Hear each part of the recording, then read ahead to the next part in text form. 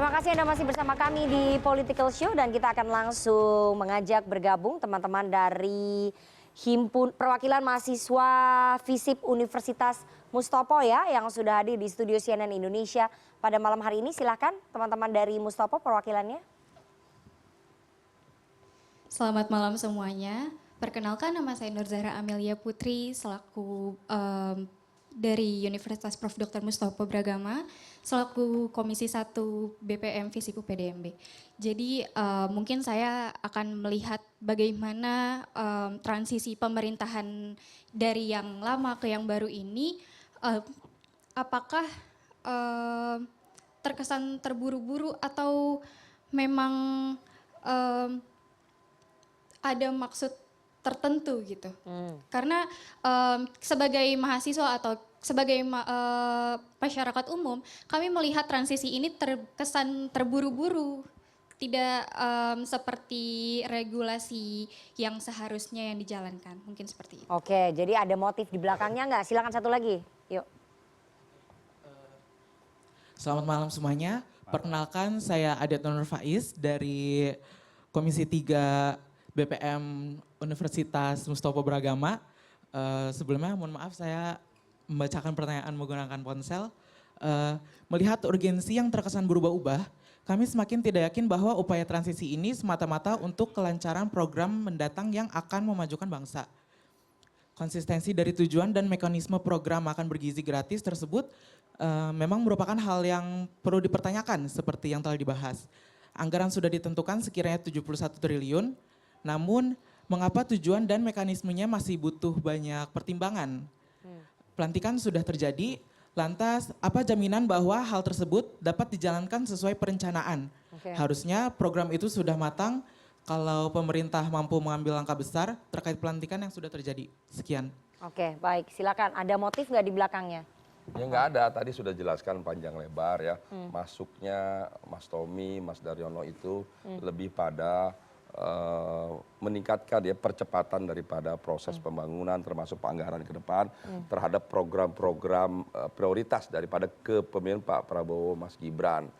Sekali lagi tidak ada maksud apapun, justru tadi saya bilang ini sesuatu yang luar biasa, sesuatu yang baik. Tadi saya gambarkan bahwa selama ini berpuluh-puluh tahun berganti presiden, presiden sebelumnya dengan programnya selesai 5 tahun, maka pada tahun berikutnya karena itu dianggarkan pada presiden sebelumnya, gubernur, bupati, wali kota, maka pemimpin berikutnya hanya melaksanakan apa yang dianggarkan oleh pemimpin sebelumnya. Nah ini baru yang pertama kali dalam sejarah bangsa mungkin dunia, presiden sebelumnya tidak hanya menghantarkan kepemimpinan presiden selanjutnya atau pemimpin, tapi ikut terlibat aktif agar program-program yang dikampanyekan, visi misi program Prabowo Gibran dapat laksana dengan satu wujud nyata adalah salah satu programnya ikut dianggarkan dalam RAPBN yang memang dianggarkan oleh pemimpin sebelumnya. Oke, itu tadi yang satu lagi dijawab dulu Bang Riza soal kalau memang ini perencanaannya harusnya sudah matang, kenapa masih banyak pertimbangan,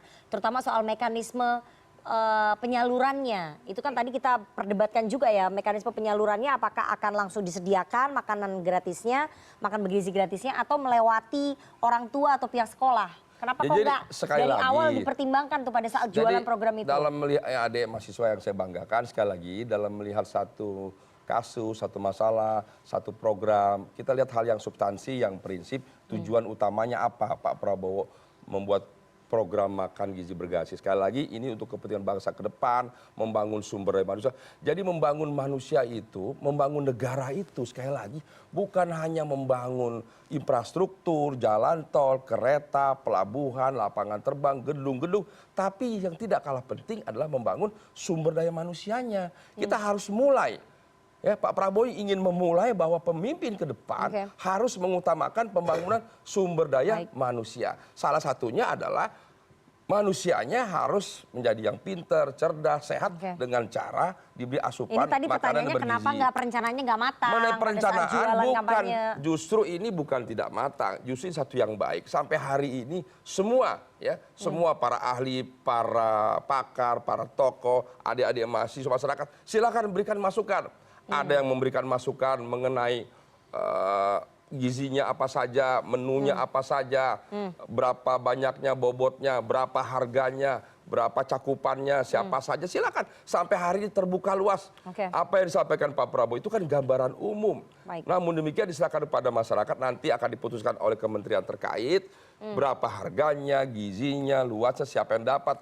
Termasuk polanya, apakah dibuat dapur-dapur umum di setiap daerah, setiap tempat, setiap sekolah, atau diberikan nanti kepada komite, atau orang tua, atau apa, silakan. Sampai hari ini semua diberikan kesempatan pada kita semua untuk baik. memberikan masukan terbaik. Baik, Mas Joko, bahwa ada kecurigaan motif-motif tertentu di balik itu. Pergantian kepemimpinan itu seperti saya ibaratkan antara pergantian jalan dengan jembatan gitu. Pilihannya tinggal satu. Kita mau melewatinya dengan penuh kegoncangan atau kita mau melewatinya dengan smooth. Oke. Selama ini sejarah perjalanan bangsa ini selalu perubahan dari satu kepemimpinan ke kepemimpinan lain, dari Pak Soekarno ke Pak Harto itu terjadi kegoncangan. Dari Pak Harto ke Habibie terjadi kegoncangan dan terus menerus. Artinya apa? Transisi kepemimpinan hari ini, apapun motifnya, apapun yang dilakukan, ini adalah suatu bentuk upaya ikhtiar dari dua orang pemimpin, Presiden Jokowi dan Wakil Presiden terpilih Pak Prabowo, untuk melakukan komunikasi yang lebih intensif agar transisi kepemimpinan ini bisa berjalan dengan baik, sehingga masyarakat bisa terus melakukan aktivitasnya, bisa terus memiliki harapan untuk mewujudkan kerja-kerja nyata bagi Indonesia. Baik, silakan Bang Ciko.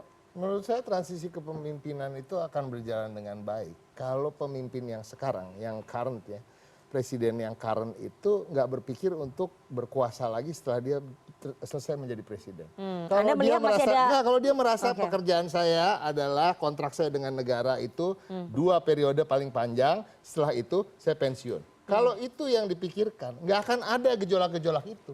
Nggak akan ada ketakutan-ketakutan tentang transisi-transisi yang ada gejolak-gejolak. Tadi yang disebutkan itu kan antara Soekarno ke Soeharto, Soeharto dan reformasi, Habibie. Ini nggak bisa apple to apple dengan apa yang terjadi sekarang. Sekarang ini udah era reformasi, bos.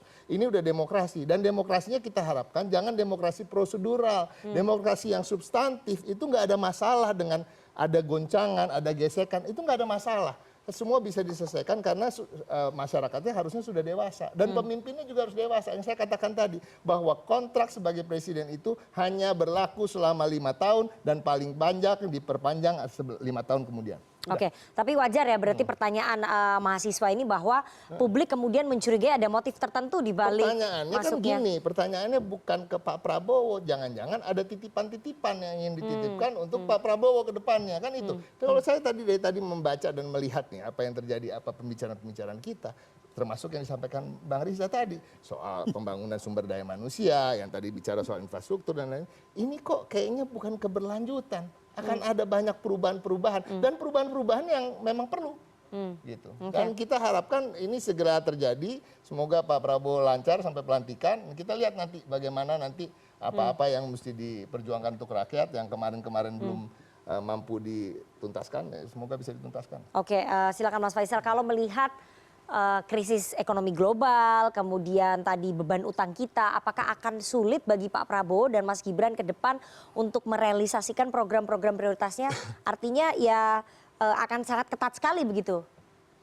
Yang jelas skala prioritas itu menjadi kuncinya ya. Jadi skala prioritas ini harus betul-betul berarti dari sisi tadi kan ditanyakan juga masalah planning perencanaannya ya. Nah, prioritas itu sepanjang, karena begini, sepanjang dia memenuhi satu bukan hanya masalah efisiensi anggaran, tapi juga efektivitas dari pencapaian maksud daripada programnya sendiri ya. Dari sisi kualitas, untuk nanti yang harus dilihat juga adalah dampaknya ke peningkatan perbaikan stunting dan lain-lain. Ya, jadi prioritasnya adalah satu dari daerahnya dan juga beneficiaries orangnya gitu ya. Pertama misalkan apakah harus sebanyak itu, yang kedua tadi di antara SD, SMP, SMK dan lain-lain itu memang harus betul-betul disisir dan jangan lupa juga adalah melihat kantong-kantong kemiskinan dan juga stunting yang banyak ada di luar Jawa juga, justru lebih banyak di luar Jawa. Nah, jadi perspektifnya jangan lihat di Jawa terus yang mungkin Iya. satu sama lain tuh dekat gitu ya. Tapi untuk elektoral lebih seksi memberikan program itu ke jelas kalau Pulau secara Jawa politik nih. betul, Secara apalagi hitung-hitungan kalau yang udah politik. kejar kuantitas apalagi Iya, ya. Nah iya. itu jadi tetap nomor satu kualitas, yang kedua adalah prioritas ya. Oke, jadi untuk Pak Prabowo harusnya tidak memperhitungkan soal kebijakan-kebijakan populis tadi ya dalam Betul, ya. menyalurkan makan bergizi gratis ya. Betul, karena kalau itu dipaksakan juga, tetap juga ada risiko nanti ya. Kalau apa? seandainya ada kegagalan atau ada kasus-kasus yang kemudian mencoreng programnya sendiri gitu ya. Kalau ada yang keracunan atau kemudian ternyata setelah setelah dilihat ternyata gizinya cuman jauh di bawah daripada standar, itu juga nanti bisa jadi bumerang gitu ya. Oke. Backfire. Oke, setelah ini kita harus jeda terlebih dahulu. Jangan kemana-mana, tetap bersama kami di Political Show.